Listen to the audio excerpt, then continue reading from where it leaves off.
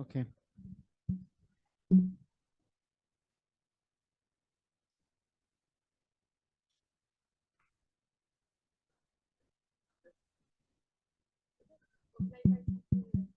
Yes.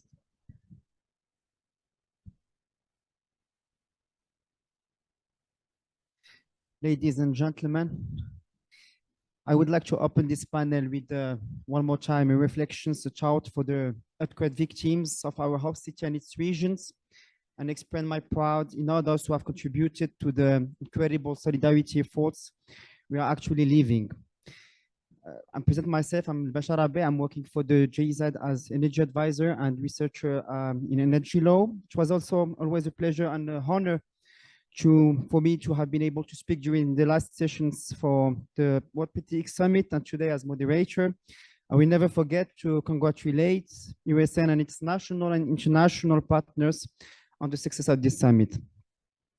So when we saw together the session's problematics, how to negotiate and draft legal agreements for green hydrogen projects, I think all of us here were subjugated, because we are willing to say that the hydrogen market is in its embryonic stage.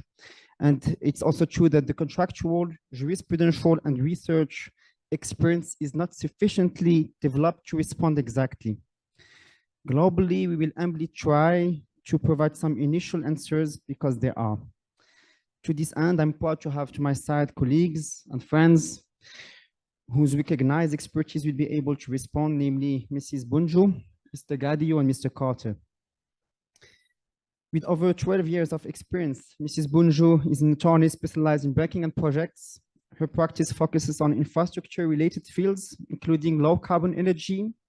Kenza has acted as legal advisor in strategic projects on the development phase, such as the X-Links, green ammonia pilot projects, and such other huge financing phase. So please, my dear, the floor is yours. Thank you very much, Rabe. Thank you, everyone. I'm very happy to be part of this panel today. Thank you, Rezen, for the invitation.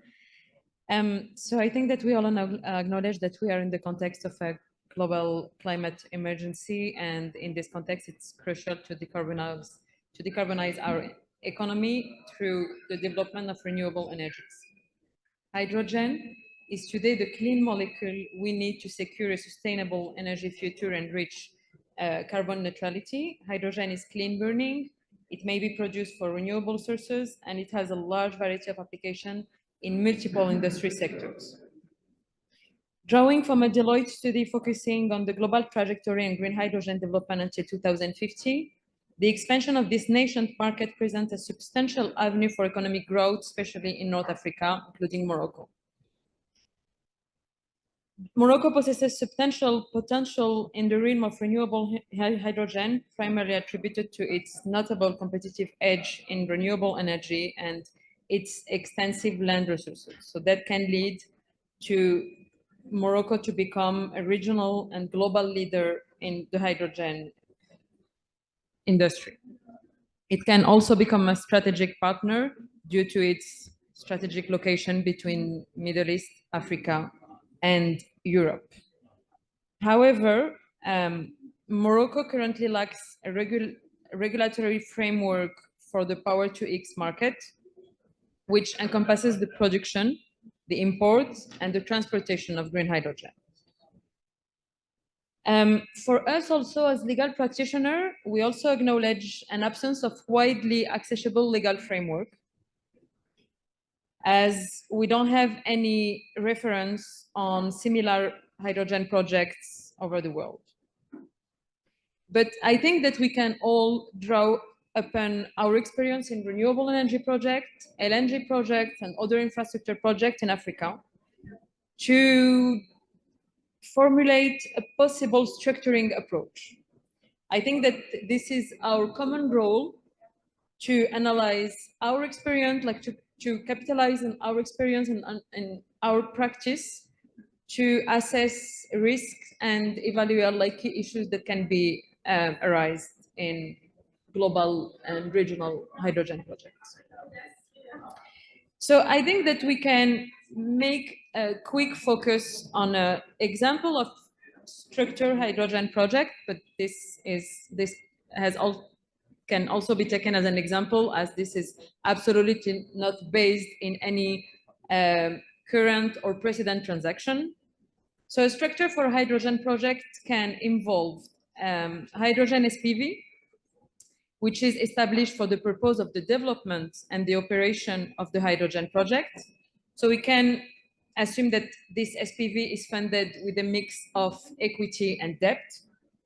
So we can consider, for example, that the SPV is owning a hydrogen production facility using electrolyzer as part of the facility, and also facilities for the conversion of hydrogen to a more efficiently transportable product as ammonia, for example, that would be considered as the final hydrogen product. This structure is also involving a renewable energy company, so RNEco, which is supplying the renewable energy to the SPV through a power purchase agreement.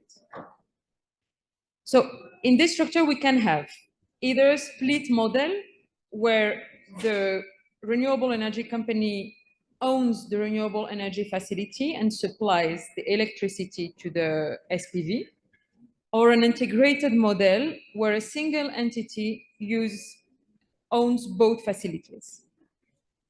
In this case, we can have a streamline of the financing and risk allocation, but also a less flexibility for sponsors to own distinct project components to exit at different times and to secure separate financing.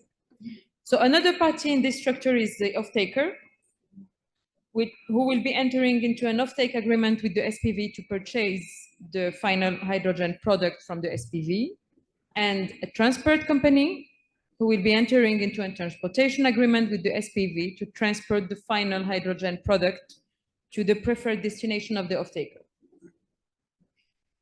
So in the course of the developing of a green hydrogen project, we can consider key phases. First phase is the construction phase. Second one is the operation and maintenance. And I think that we can also make a very quick focus on the transportation issues. Regarding the construction phase, we can have two options. So we would have one EPC contractor entering into a contract with the SPV and another EPC contractor for the construction of the renewable energy facility. If the facilities are distinct, we would have two separate EPC contracts. And if it's an integrated model, we will consider one single EPC for the project. But I think that this might be a bit complicated due to the different nature of both facilities. We would also have an interface agreement that need to be entered by the SPV, the renewable energy company, and the EPC contractors to address the risks between the project during the construction, the commissioning, and the operation phase, and eventual indemnities in case of any damages, as both facilities, the renewable energy facility and the hydrogen facility, must be located together. So we also have the operation and maintenance phase, during which the SPV will enter into an O&M agreement with an operation and maintenance contractor in respect of the operation and maintenance of the hydrogen facility. I will leave my colleague Khalidou on to develop this, but the lenders will be particularly sensitive to the site conditions, the environmental issues, and all the key aspects and key provisions of the EPC contract. I think that it's worth mentioning that for the project developer, when negotiating operation and maintenance pricing, the potential cost savings arising from technological advancement must be considered. So I think that we can just make a brief note on some transportation issues, as hydrogen can be transported in different forms, gas, liquid, and even solids. And when this hydrogen is transported internationally, the SPV will be responsible of organizing transportation. So the SPV will enter into a long-term arrangement with a transportation company to ensure the availability and the fixed and stable price of transportation. So at the end of this project development phase, given like the huge amount of investment of the hydrogen project, the project will go to the financing phase. Khalidou, I think that you will start on this one.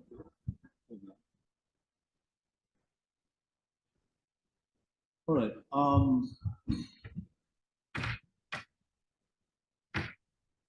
Thank you, Kenza. I think what you said is extremely important. Well, when I started the room, a lot of people left because they knew lawyers were going to come in, and nobody wanted to deal with the lawyers. But I think they're wrong, because in the end, you've been talking all day long about what needs to be done, how it's going to be done, who's going to financing it. At the end, you're going to sit around table with lawyers, and you're going to spend months and months discussing with your lawyers exactly how to put into place this project. So we are boring, we are complicated, but you have to deal with us. I'm sorry. In hydrogen financing, obviously there are so many aspects that need to be dealt with, but I'm going only to talk about one particular player in the financing of a project, is precisely the banks. Because after all, you need money. I mean, nobody is going to finance these projects with their own money. Not the developer, not the government, nobody. People are going to use somebody else's money in order to finance this project. So therefore, banks are going to play an extremely important role. Here, when I say banks, I'm talking about generally two types of banks. The development finance institution like the African Development Bank, the IFC, EIB, and you name it, you know them all. And then you have the regular commercial banks. And then sometimes you can have also bilateral development finance institutions, like some people mentioned KfW, IFD, or USDFC. There are a number of national development banks that could participate in these projects. So what I would like to do is basically to tell you, because I happen to have spent quite some time as the general counsel of Development Bank, and I can tell you how they think when you bring a project like that. First and foremost, people who want to promote this project will have to do a lot of work in advance. You just don't walk to your banker and say, can you finance, can you put $1, $2, $3 billion because I want to do this. And obviously, during the previous discussion, many who have posed the question about how can you do project development, how you do the initial research. All of these is important. So the promoters of the project will have to come up with a business plan, something very solid. It's just like you're going to go to your banker. You don't go empty-handed. You come to your banker when you have done all your due diligence, when you can show to your banker your project is bankable. So we are assuming here that who is going to develop the project, and I am also assuming these projects are going to be done on a non-recourse basis, meaning on a project finance type. And Kenza explained that lawyers don't have that much model. Today, as far as I know, there are two, perhaps a little bit more institutions in the world who are thinking about how to develop model agreement for green hydrogen project. The Association of International Energy Negotiators in London. There is also another kind of groups that get together trying to come up with some kind of formula model that you would find in oil and gas and mining. For the time being, the work is in progress. So therefore, I'm taking the position that these projects are going to be financed on a non-recourse basis. And you all understand what it means. If you don't, I will explain it. Basically meaning that the people who are going to prepare the project, they're not going to fund the whole project. They're going to use the project as a security for the bank. And as a result, when they present the business plan, the first thing that the banks would do, they will revisit everything that was in that business plan. They will start first by looking at the concession agreement that was given, the rights and authorization. They will look at it in every angle. They will see whether, in fact, that concession is as good as it should be. They don't want to see clauses that gives the government the right to cancel it for any reason. They don't want to see clauses that would make it difficult for the developer, in fact, to have some level of maneuvering. But most importantly, they would like also to see in that concession something like lawyers and the developer call step-in rights, meaning that under some exceptional circumstances, they would like to be able to replace, in fact, the concessionaire. I mean, the banks are not in the business of running energy project, but they would like to have the right to be assigned the contract and then to give it to somebody else to run the project. And these are complex negotiations that are taking place with the government. So the bankers will spend a considerable amount of time, in fact, revisiting the concession agreement, looking at it in every side to make sure it is good, it is tight, it is predictable, it is stable. So once they do that, then assuming that all the due diligence, meaning they look at the technology issues, and I think more competent people have talked about it, and of course the bank will get all their own expert. They tell them, well, yeah, this kind of electoral will do the business. Okay, sure, okay. They will run a huge, complex business model, crunching numbers, and tell them really, if you put so much, you can get your money back. I mean, that's basically what the banks want to know. They will look at many other documentation. They will look at, for instance, the environmental issues. I mean, whether the project is taking place in certain areas, if it is densely populated, if it has rivers, if it has something that may cause some issues with the government. I mean, luckily, I understand that most of the hydrogen project would take place in the mostly desert, but that is not necessarily true everywhere.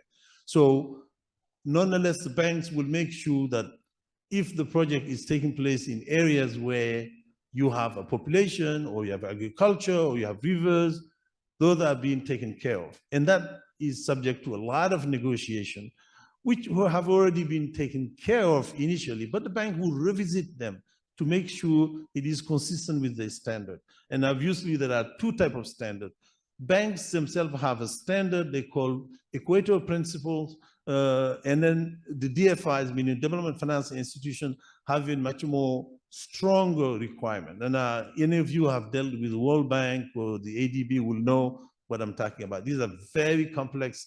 It involves a lot of negotiation with stakeholders, a mechanism of compensations and mechanism of redress of grievances. It takes 6 months, sometimes more than a year to negotiate. So once you have all these information that the bank have done the due diligence, therefore the bank enter into now an agreement. The banks is involved in all the documentation, but it is not a party to all of them. The bank is going to be signing the loan agreement with the sponsors.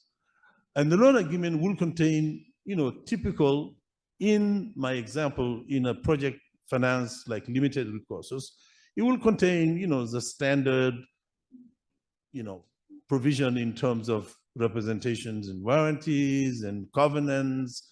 And then it contains something, obviously, you would expect a good deal of explanation about the security package. Now, the security package in an energy project like this one, or like green hydrogen or hydrogen for that matter, it will contain certainly what we usually call a waterfall. In French, you call entonnoir. Basically, it's like that, meaning that when the project generates revenues, the biggest chunk goes, in fact, to sustain the project in terms of, making sure the project costs are taken care of. But immediately after, meaning the second chunk of big money, it goes to who? It goes to the bankers. They take that chunk. And then the third level, it goes to who? It still goes to the banker. And because the banker in the loan agreement would insist that you prepare a number of reserves account. I mean, these reserve accounts are being set up in London or Paris, elsewhere, usually not in Africa at all. I mean, I've never seen a reserve account in Africa. They sit way far away in London, New York, or Paris, and those reserve accounts are to be replenished over the time. So that is like sort of the third level of the waterfall. And then you will have, if there is money left, hopefully some, subordinated lenders will get their way. And then at the last level, the promoters, you know, those actually who own the project get something. That's where they get it. So as you can see, it's a very, very elaborate process. But that's not enough. I'm sorry, the bankers are greedy. It's not enough that they have actually, you know, the waterfall, but they take the entire project for them. They take it, they own it. They say it's us because we are financing it. They will own the leases. They don't own it, but they use legal terms like pledges, assignment, you name it. Basically, they give them right to own it if they want to. So all the leases, all the contract, all the permits are all given for the benefit of the bank. So that's extremely important. Then it's not enough because, as you know, in project finance, it's almost 90% chance the cost of doing the project is always higher than anticipated. I don't know why engineers cannot calculate it properly, or maybe the EPC contractors can't do it right, but I've never seen a project when you say it costs $100 to do it and then you finish it at $100. So technically, there is always a cost overrun. And if there is a cost overrun, who's going to pay it? Not the banks. Of course, the bank will ask the sponsor to put the money, I mean, basically to make a commitment, and that commitment could be sometime in the form of letter of credit. So basically, this is the sponsors have to put that money. They're not going to ask it from the government. They're going to ask it from the sponsor. So once you have those documents agreed, then the banks will look at all the type of document, and Kenza referred to them. They're not going to sign them, but they want to make sure all of them are very good. For instance, they want to see the EPC contract. You know, after all, somebody has to build the thing. You know, is that person competent? Has he given enough guarantees? So these things, the banks will look at it again, and they look at the contract. They're not going to sign it. We're going to make sure it is done properly. And then they look at, as you know, all the other agreements, the distribution agreement, the offtake agreement. I mean, there's a whole list of agreements. So this is how really the bank would proceed. And what do all these contracts that they don't sign, they will put them in the loan agreement as condition precedent for disbursement. Meaning that once you sign the loan, they will not give you the money until you prove to the banks that each one of those contracts have been properly carried out and in accordance with the terms of the contract. And I'm going to stop here. Thank you. Thank you for these assessments, Mr. Gadio, and I must have to present you. So Mr. Gadio, which has spent 3 decades at the African Development Bank, including 8 years as its general counsel. So after taking the stock of the juridical philosophical, this was German, approach to contracts and the finance vehicle, we give the floor to Mr. Carter. We not discuss only the notions of the intellectual property, but also the obligations that fall on producers. Mr. Carter is a German and French qualified lawyer whom I have the honor to collaborate with in the past, and who advised international companies with their projects in Morocco. He worked for many years on foreign trade and investment in the Middle East and North Africa. Libet Zakaria, the floor is yours. Yes, thank you very much, Rabir. Thank you for this nice introduction. I will build on what my friend Gadio started to say about the different clauses. I think there's no need for a presentation. The different clauses that I would, or that we think, without actually having a real look at precedents in the field of hydrogen, especially not in green hydrogen, There are some risks when you look on LNG projects, for example, or other renewable energy projects that we could address, or that we should address, especially also in green hydrogen economy. So first of all, we were speaking about the take or pay contracts to mitigate any risk for the financiers.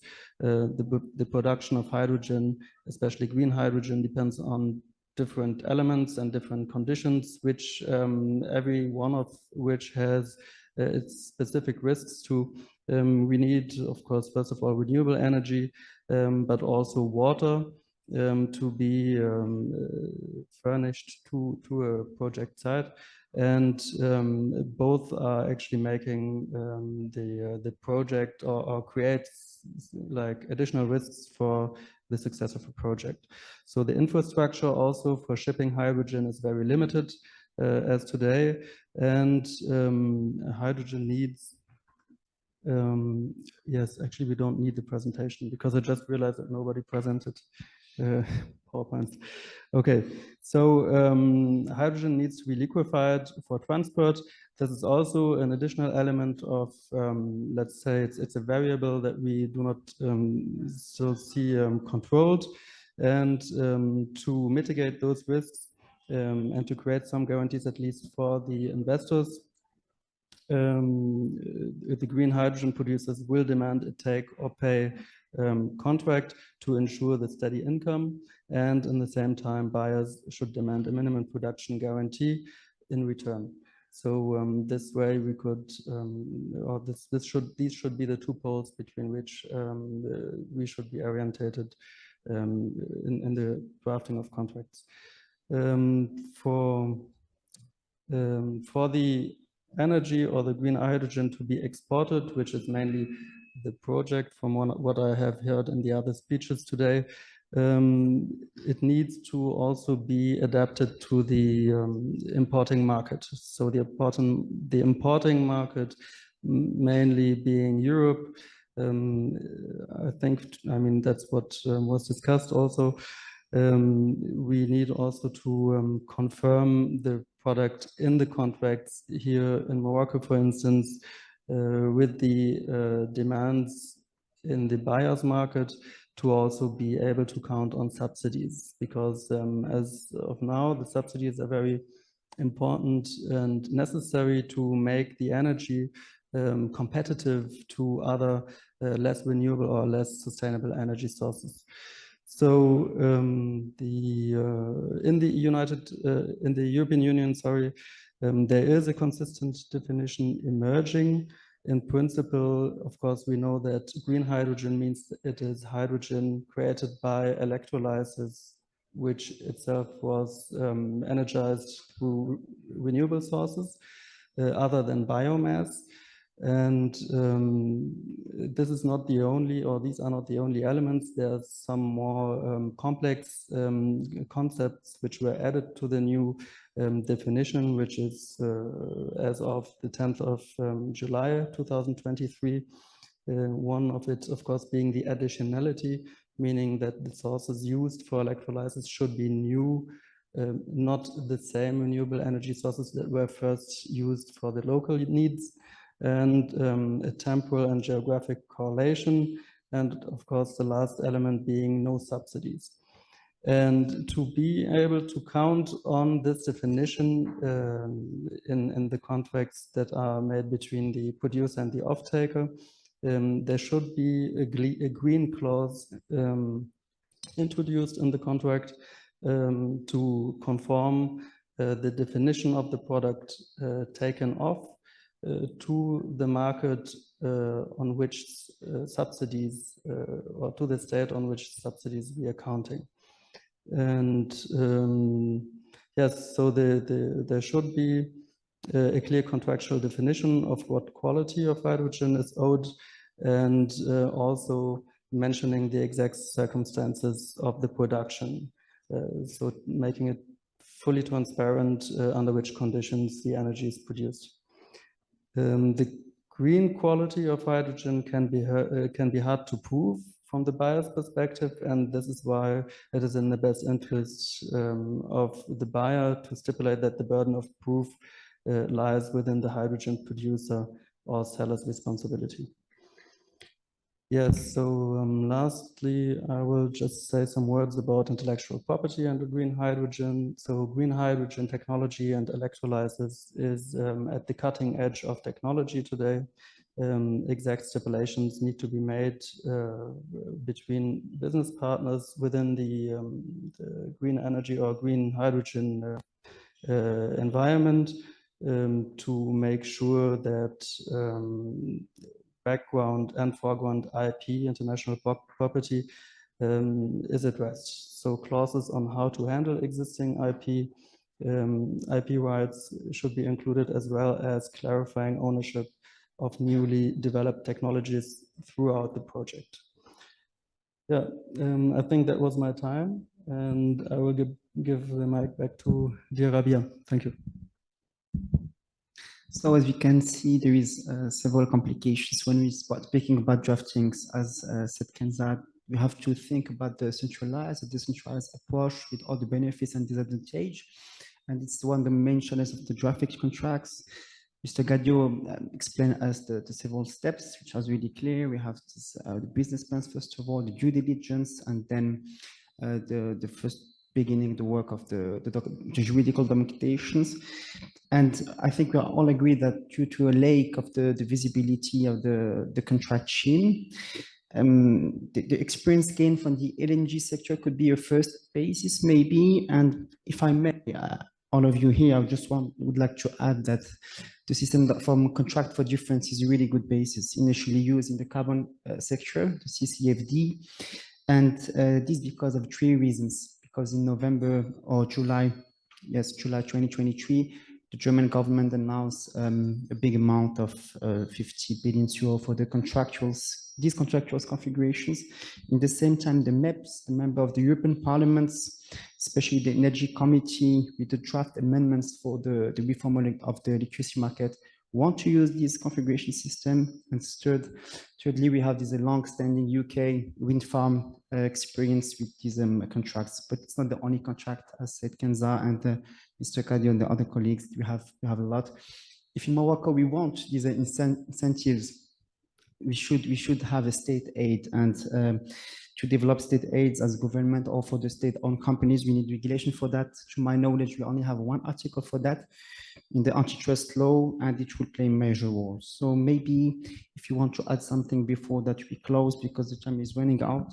Yeah, we're having like left minutes. You can use it. Early on, excuse me, early on, I mentioned that some of the complications, especially for government, what is important is that,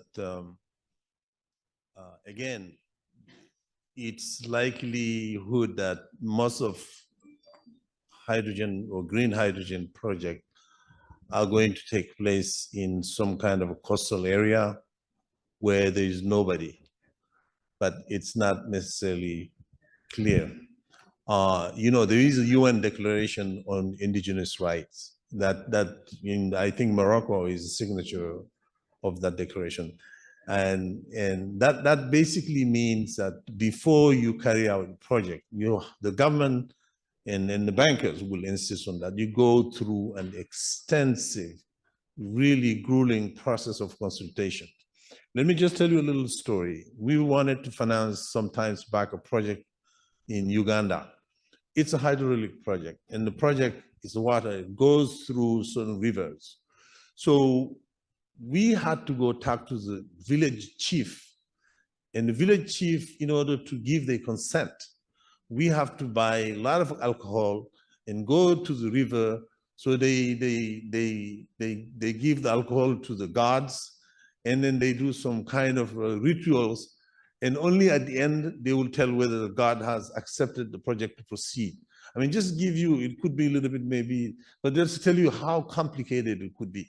Even in Sahara, there may be some nomads who are going through certain areas. If you cordon all of that area, you're going to prevent them from doing it. So these are very, very critical issues, and people neglect them. And sometimes you take 1 year before you settle them. 1 year in the cost of the project is huge, and a lot of money is at stake. Just to say that the environmental and social responsibility are extremely important. So for the government of Morocco, for the financiers, and for the promoters, keep that in mind. Thank you. So thank you. Looking forward to see you again for the next session. I hope that this gives to the audience a better understanding of the issues involving these complex contracts. And thank you.